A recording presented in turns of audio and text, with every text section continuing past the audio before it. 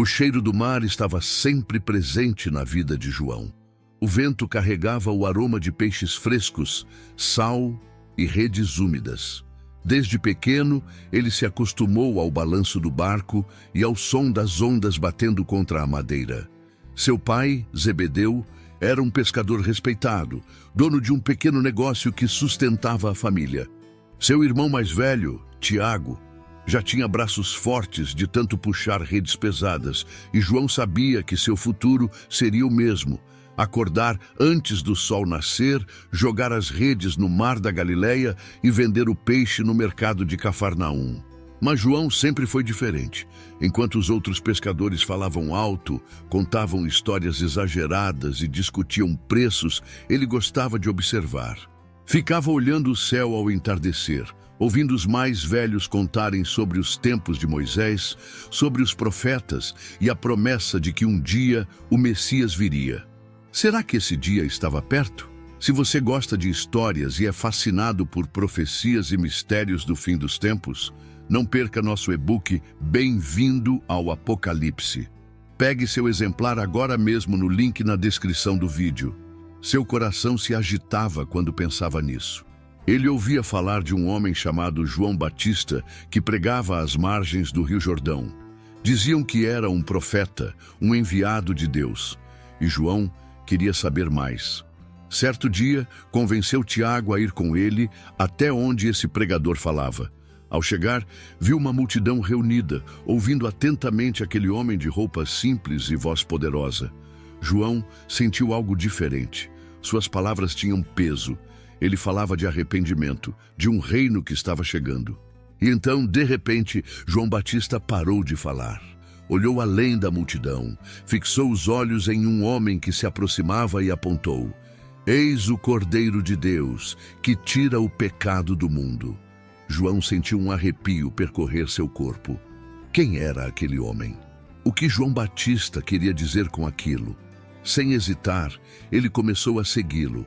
João caminhava entre a multidão, tentando acompanhar aquele homem que João Batista havia apontado. Seu coração batia acelerado e sua mente estava cheia de perguntas. Quem era ele? O que significava ser o Cordeiro de Deus? Algo dentro dele dizia que precisava descobrir. Ao lado de outro discípulo de João Batista, ele se aproximou sem saber bem o que dizer. O homem percebeu que estava sendo seguido e, sem virar completamente, perguntou com a voz tranquila: "O que vocês estão procurando?" João trocou um olhar rápido com seu companheiro. Ele não sabia exatamente o que estava procurando, apenas sabia que não podia ignorar o que sentia. "Mestre, onde estás hospedado?" A pergunta saiu sem muita lógica, mas o homem apenas sorriu e respondeu com um convite simples: "Venham e verão." E assim João foi. Passou o resto do dia ouvindo aquele homem falar. O tempo parecia ter parado. Suas palavras não eram como as de qualquer rabino ou mestre que já tinha escutado. Havia verdade nelas, mas também havia algo mais: esperança. Um fogo se acendeu em seu coração. Ele sabia, sem sombra de dúvida, que estava diante de alguém especial. Aquele homem era Jesus de Nazaré, e João sentia que sua vida nunca mais seria a mesma. Quando o sol começou a se esconder atrás das montanhas, João não queria ir embora. Sua mente girava com tudo o que tinha ouvido e uma certeza crescia dentro dele. Precisava contar a Tiago, precisava contar a todos. Mas ele não era o único que havia sido tocado por Jesus naquele dia. Outro homem, chamado André, correu para chamar seu irmão, Simão. E quando Jesus o viu, disse algo que ninguém esperava: "Você é Simão, filho de João. Será chamado Cefas, também conhecido como Pedro." Os dias seguintes foram um turbilhão. João não conseguia tirar Jesus da cabeça. Cada palavra que ouvira naquela tarde ainda ecoava dentro dele. Havia algo diferente naquele homem, algo poderoso, mas ao mesmo tempo simples. Era como se a verdade que ele sempre buscou estivesse ali, diante de seus olhos. Ele voltou para o barco, tentou retomar a rotina de pescador, mas nada parecia o mesmo. A água continuava se movendo sob os remos, os peixes ainda enchiam as redes, mas João sentia que sua vida estava prestes a mudar. E não demorou muito para que isso acontecesse. Foi num dia comum, sob o sol quente da Galileia. João e Tiago estavam com o pai, remendando redes rasgadas, quando a voz de Jesus se fez ouvir à beira do lago. Sigam-me, e eu farei de vocês pescadores de homens. João levantou a cabeça num instante. O coração bateu mais forte. Jesus estava ali, olhando diretamente para ele e seu irmão, chamando-os, o que significava ser um pescador de homens. Ele não sabia, mas sabia de uma coisa: não podia recusar aquele chamado. Olhou para Tiago, que parecia ter entendido o mesmo. Olhou para o pai, que nada disse. Zebedeu apenas os observou, com um olhar sério, como se soubesse que aquele momento chegaria mais cedo ou mais tarde. Sem pensar duas vezes, João soltou a rede que segurava. Deixou para trás o barco, o trabalho, a segurança do que conhecia. Seguiria Jesus. E ele não foi o único. Simão, agora chamado Pedro, e André também estavam lá, deixando tudo para trás. 4 pescadores, 4 homens simples, caminhando atrás de alguém que ainda não entendiam completamente, mas que parecia carregar a resposta para todas as perguntas. Os dias ao lado de Jesus eram intensos. João e os outros discípulos viam coisas que jamais imaginariam ser possíveis. Cegos voltavam a enxergar, paralíticos andavam, demônios gritavam e fugiam ao som da voz do Mestre. Tudo parecia novo, mas ao mesmo tempo, João sentia que fazia parte de algo muito maior, algo que estava predestinado a acontecer. Mas apesar da doçura das palavras de Jesus, João ainda era João. O sangue quente corria em suas veias e seu coração ardia de impaciência. Ele queria entender tudo de uma vez. Queria ver o reino de Deus chegar com força. Queria justiça. Queria poder ver os opressores caindo e os fiéis triunfando. E Tiago pensava da mesma forma. Não foi à toa que Jesus os chamou de Boanerges, os filhos do trovão. Eles não eram como Pedro, que falava antes de pensar, mas tinham um fogo dentro de si que às vezes os fazia agir sem medir as consequências. Certa vez, eles passaram por uma aldeia samaritana. Os samaritanos sempre foram inimigos dos judeus, e quando os aldeões perceberam que Jesus ia para Jerusalém, recusaram-se a recebê-lo. Isso foi o suficiente para acender a fúria de João. Como ousavam rejeitar o Mestre? Ele e Tiago foram até Jesus e, com os olhos cheios de indignação, perguntaram: Senhor, queres que façamos cair fogo do céu para destruí-los? Havia convicção em suas palavras. Elias, o profeta, já tinha feito isso antes. Seria um sinal do poder de Deus. Mas Jesus os olhou de uma forma que João jamais esqueceria. Não havia raiva no olhar do Mestre, mas um misto de paciência e tristeza. Vocês não sabem de que espírito são, respondeu Jesus. O Filho do Homem não veio para destruir as vidas dos homens, mas para salvá-las. João abaixou a cabeça. O coração ainda queimava, mas algo dentro dele começou a mudar. João não entendia completamente, mas algo nele começava a mudar.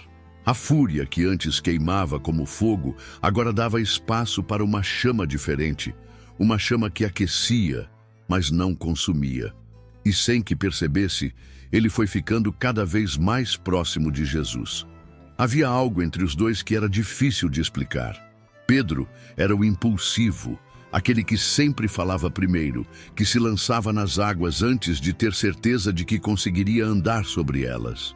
Tiago, seu irmão, compartilhava sua energia, sua paixão pela justiça. Mas João apenas ouvia, observava, aprendia. E Jesus percebia isso.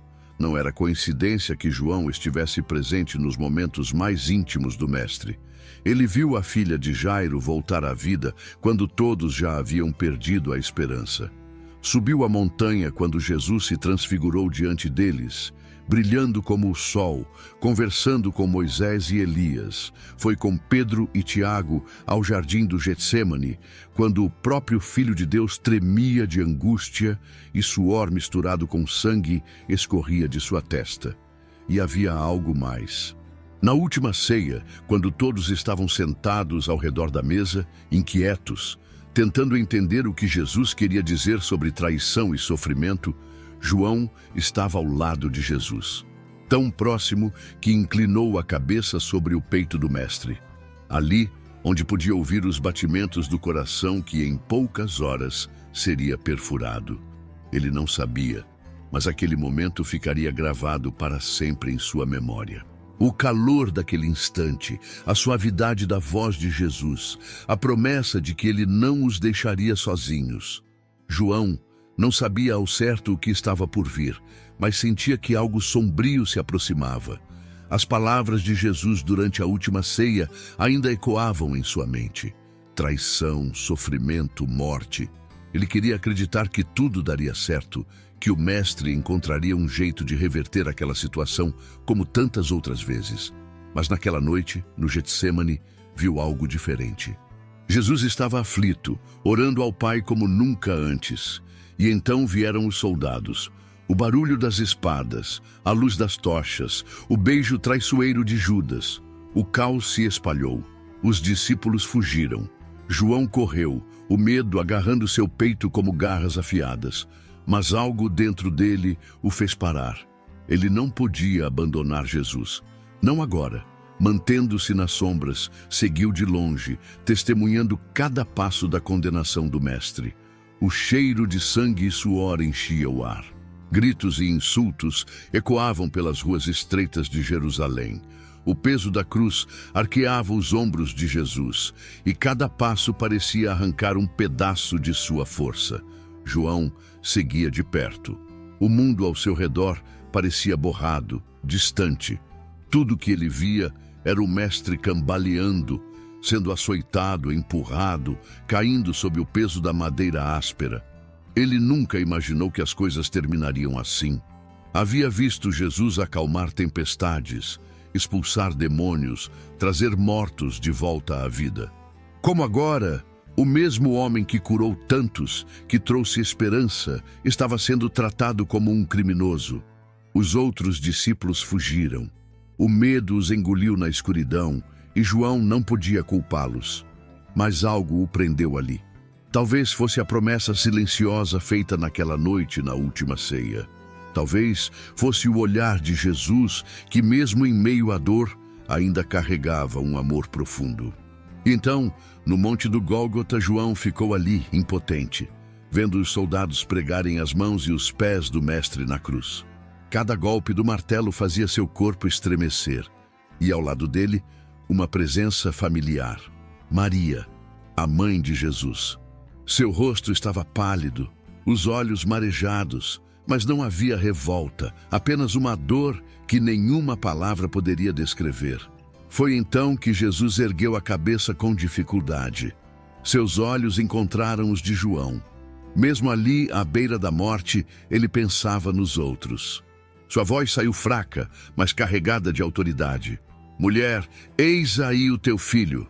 Depois virou-se para João. Eis aí a tua mãe. Naquele instante, algo mudou dentro dele. Não era apenas um discípulo. Não era apenas um seguidor. Jesus estava entregando a ele algo sagrado e João aceitou. Mas aquele não seria o fim, porque 3 dias depois algo aconteceu. Algo que mudaria tudo. A casa estava silenciosa. O luto pairava no ar, pesado como uma tempestade prestes a desabar.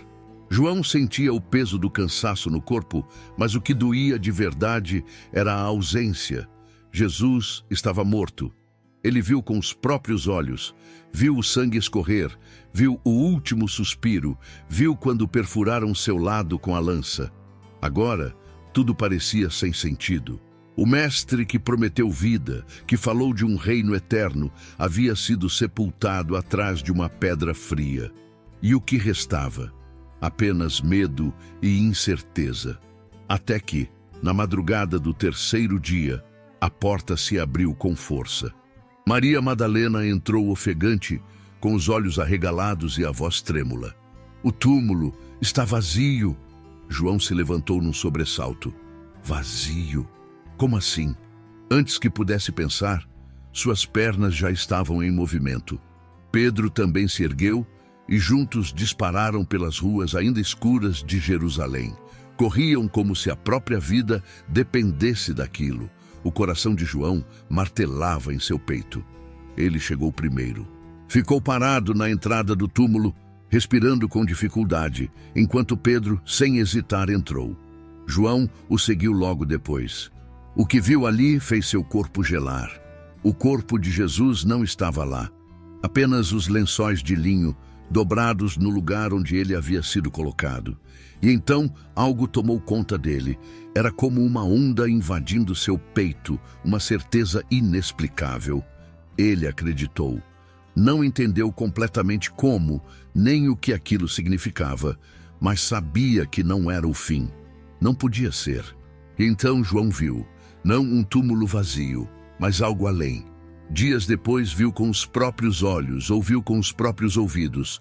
O Mestre estava vivo. João não conseguia tirar os olhos dele. Ali estava Jesus, de pé, falando, sorrindo, vivo. As marcas dos cravos ainda estavam em suas mãos e a ferida no lado ainda era visível, mas não havia dor nele. Apenas vida, apenas glória. João se lembrava do toque frio da morte naquele corpo quando o tirou da cruz. Mas agora, diante dele, Jesus respirava, falava. O impossível havia acontecido. Nos dias que se seguiram, João esteve com o Mestre novamente. Ouvia suas palavras, via como ele comia com eles, como explicava tudo o que antes parecia incompreensível. E então, certo dia, à beira do mar da Galileia, tudo se conectou de uma maneira que João jamais esqueceria. Era cedo. O céu ainda estava tingido de azul escuro quando ele e Pedro estavam no barco, lançando redes. Tentavam pescar, mas nada vinha. A madrugada inteira havia sido em vão. Até que da margem, uma voz ecoou sobre a água. Lancem a rede do lado direito do barco e encontrarão. João sentiu um arrepio. Algo naquela voz era familiar. Pedro, sem hesitar, lançou a rede. E de repente, os peixes vieram. Muitos, mais do que podiam carregar. Foi nesse instante que João percebeu. Seu coração acelerou. Ele virou-se para Pedro e, com a voz cheia de emoção, disse apenas uma frase. É o Senhor. Pedro nem pensou. Pulou na água e nadou até a margem. João veio logo atrás com o barco, trazendo as redes cheias. Quando chegou à praia, viu que Jesus já havia preparado um fogo e sobre ele peixe e pão. Era tão simples e ao mesmo tempo era a prova de tudo. Aquele momento marcou João. Mas nem tudo seria fácil dali em diante. O mundo não aceitaria essa verdade tão facilmente. E ele logo sentiria o peso do chamado que havia recebido. O tempo passou, e João se tornou uma das testemunhas mais fervorosas da ressurreição de Jesus. Ele viu o Mestre subir aos céus, ouviu a promessa de que não estariam sozinhos, sentiu o Espírito Santo descer com poder sobre ele e os outros discípulos no Pentecostes. A chama que um dia fora impetuosa e descontrolada, agora ardia com um propósito claro: anunciar ao mundo que Jesus estava vivo. Mas esse chamado tinha um preço. O mundo não aceitaria essa verdade sem resistência. João logo percebeu que seguir a Cristo não significava apenas milagres e ensinamentos, mas também perseguições e sofrimento. A fúria dos líderes religiosos crescia a cada dia. Eles tentavam silenciar os seguidores de Jesus, mas João não se calava. Ele estava ao lado de Pedro quando curaram um coxo na porta do templo, e essa cura causou alvoroço. Foram presos, interrogados e ameaçados, mas João não recuou. Como poderia negar o que seus próprios olhos haviam visto? Como poderia ficar em silêncio depois de ter encostado na mão furada do próprio Cristo? O tempo passou e a perseguição se intensificou. João viu amigos serem mortos. Tiago, seu próprio irmão, foi um dos primeiros a cair, assassinado a mando de Herodes. Pedro foi preso várias vezes e os seguidores de Cristo se espalharam pelo mundo para fugir da violência. Mas João permaneceu firme e então, um dia, vieram buscá-lo. Ele foi levado diante das autoridades de Roma, torturado. Dizem que tentaram matá-lo jogando-o em um caldeirão de óleo fervente, mas nada aconteceu, como se o próprio Deus tivesse protegido sua vida. Sem saber o que fazer com ele, decidiram exilá-lo. Mandaram-no para uma ilha isolada, um pedaço de rocha no meio do mar, onde estaria longe de todos. A ilha era deserta, rochosa, castigada pelo vento e pelas ondas que batiam sem descanso contra as pedras. João estava sozinho, exilado. A intenção dos romanos era silenciá-lo, afastá-lo da igreja, apagar sua voz, como se sua ausência pudesse enfraquecer a mensagem que carregava. Mas eles não sabiam que ali, naquela solidão, Deus ainda falaria com ele. As noites eram longas, o tempo passava devagar, mas João não se entregava ao desespero, ele orava. E foi em uma dessas noites, quando o silêncio parecia absoluto, que algo aconteceu. Uma luz forte, uma presença arrebatadora. E então, uma voz. Escreve o que vês. O que João viu a seguir não era deste mundo. Céus se abriram diante de seus olhos. Ele viu o trono de Deus, cercado por seres indescritíveis. Ouviu trovões, viu relâmpagos cortando a eternidade. Viu um cordeiro que parecia ter sido morto, mas que estava vivo. Viu selos sendo quebrados, anjos tocando trombetas, pragas caindo sobre a terra. Viu a grande batalha entre o bem e o mal, um dragão sendo lançado para sempre no abismo. Então, viu algo que fez seu coração estremecer, uma cidade nova, brilhante, e nela não havia mais choro, nem dor, nem morte. Deus estava ali, habitando com os homens. A visão se desfez, mas a voz permaneceu. Eis que venho sem demora. João segurou aquela promessa como quem segura a própria vida. Mesmo velho, mesmo cansado, sabia que sua missão não havia acabado. Pegou um pergaminho e escreveu tudo o que viu. Os romanos tentaram apagá-lo, mas suas palavras atravessariam séculos. Ele ainda teria tempo de voltar para Éfeso, onde continuaria pregando até os últimos dias de sua vida. E mesmo quando seu corpo já não tinha forças para longos discursos, João dizia apenas uma coisa: filhinhos, amem uns aos outros. E se perguntavam por que repetia sempre as mesmas palavras, ele respondia com um sorriso cansado: porque esse é o mandamento do Senhor. E se só isso for cumprido, basta. João viveu mais do que qualquer um dos discípulos. Ele viu amigos partirem, viu o crescimento da igreja em meio à perseguição, viu cidades sendo transformadas pela mensagem de Cristo, viu o Império Romano tentar esmagar a fé, mas falhar. Ele viveu o suficiente para ver que as palavras de Jesus nunca foram esquecidas. Os anos passaram, seu corpo enfraqueceu, mas sua alma permanecia firme. Os que o cercavam diziam que, mesmo em sua velhice, seus olhos ainda brilhavam quando falava do Mestre. Não havia amargura em suas palavras, não havia revolta contra aqueles que tentaram silenciá-lo, apenas amor. E isso era curioso. João, o filho do trovão, aquele que quis trazer fogo do céu sobre os samaritanos, tornou-se o apóstolo que mais falava sobre amor. Não o amor passageiro, não o amor que depende do que se recebe em troca, mas o amor que transforma, que entrega, que perdoa. O amor que ele viu no olhar de Jesus, pendurado na cruz, quando pediu que o Pai perdoasse aqueles que o matavam. Ele entendeu que a maior força não estava na espada, nem no poder, nem no fogo do céu. Estava no amor. Foi por isso que escreveu: Deus é amor. E quando chegou ao fim de sua vida, quando suas forças já não permitiam longos sermões, João se resumia a uma única mensagem: Filhinhos, amem uns aos outros. Talvez no fundo ele soubesse que essa era a resposta para tudo, que no fim das contas, o reino que tanto esperou não chegaria com trovões, mas com corações transformados. Que o maior poder que um homem pode ter não é o de destruir, mas o de amar. E assim João partiu. Séculos se passaram, impérios caíram, o mundo mudou. Mas ainda hoje, sua voz continua viva, nos lembrando do que realmente importa. Se você gostou da história de João Apóstolo e quer continuar acompanhando outras histórias de fé e superação, não deixe de curtir esse vídeo e compartilhar com quem você ama. E claro, inscreva-se no canal para não perder nenhum conteúdo novo. Juntos vamos explorar mais lições poderosas da Bíblia.